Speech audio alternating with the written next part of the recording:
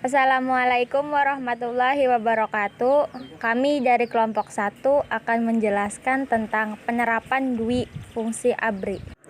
Penerapan dwi fungsi ABRI. Konsep dwi fungsi ABRI sendiri dipahami sebagai jiwa, tekad, dan semangat pengabdian ABRI untuk bersama-sama dengan kekuatan perjuangan lainnya memikul tugas dan tanggung jawab perjuangan bangsa Indonesia di bidang hankam negara maupun di bidang kesejahteraan bangsa dalam rangka penciptaan tujuan nasional berdasarkan Pancasila dan Undang-Undang Dasar 1945. Berangkat dari pemahaman tersebut, ABRI memiliki keyakinan bahwa tugas mereka tidak hanya dalam bidang hankam maupun juga non-hankam. Sebagai kekuatan hankam, ABRI merupakan suatu unsur dalam lingkungan aparatur pemerintah yang bertugas di bidang kegiatan melindungi segenap bangsa Indonesia dan seluruh tumpah darah Indonesia. Sebagai kekuatan sosial, ABRI adalah suatu unsur dalam kehidupan politik di lingkungan masyarakat yang bersama-sama dengan kekuatan sosial lainnya secara aktif melaksanakan kegiatan-kegiatan pembangunan nasional. Dwi fungsi ABRI, seperti yang sudah dijelaskan sebelumnya, diartikan bahwa ABRI memiliki dua fungsi, yaitu fungsi sebagai pusat kekuatan militer Indonesia dan juga fungsinya di bidang politik. Dalam pelaksanaannya, pada era Soeharto, fungsi utama ABRI sebagai kekuatan militer Indonesia memang tidak dapat dikesampingkan. Namun, pada era ini, peran ABRI dalam bidang politik terlihat lebih signifikan, seiring dengan diangkatnya Presiden Soeharto oleh MPRS pada tahun 1968. Secara umum, intervensi ABRI dalam bidang politik pada masa Orde Baru yang mengatasnamakan dwi fungsi ABRI ini salah satunya adalah dengan ditempatkannya militer di DPR, MPR, serta DPD tingkat provinsi dan kabupaten.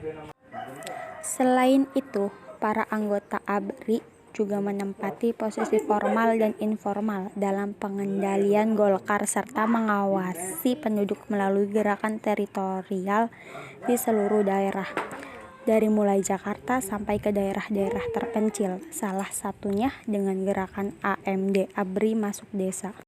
Keterlibatan ABRI di sektor eksekutif sangat nyata terutama melalui Golkar. Hubungan ABRI dan Golkar disebut sebagai hubungan yang bersifat simbiosis mutualisme.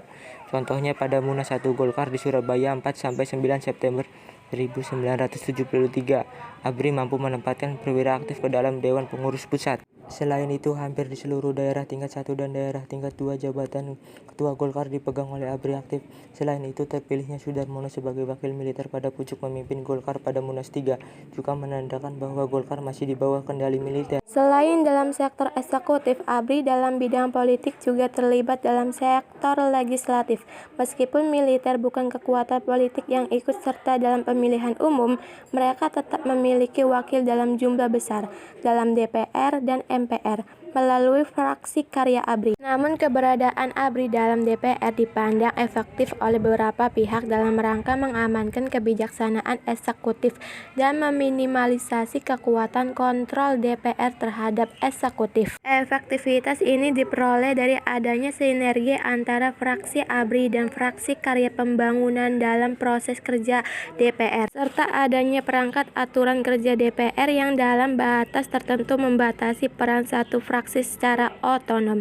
Dalam MPR sendiri, ABRI wakil militer mengamankan nilai dan kepentingan pemerintahan dalam formalisasi kebijakan oleh MPR. Pada masa Orde Baru, pelaksanaan negara banyak didominasi oleh ABRI. Dominasi yang terjadi pada masa itu dapat dilihat dari banyaknya jabatan pemerintahan, mulai dari bupati, wali kota, gubernur, penjabat eselon, menteri, bahkan duta besar diisi oleh anggota ABRI yang dikaryakan. Selain dilakukannya pembentukan fraksi ABRI di Parlemen, ABRI bersama-sama Korpri pada waktu itu juga dijadikan sebagai salah satu tulang punggung yang menyangga keberadaan Golkar sebagai partai politik yang berkuasa pada waktu itu. ABRI melalui berbagai yayasan yang dibentuk diperkenankan mempunyai dan menjalankan berbagai bidang usaha dan lain sebagainya. Sekian dari kelompok kami. Terima kasih. Wassalamualaikum warahmatullahi wabarakatuh. Semoga bermanfaat. Jangan lupa like, komen.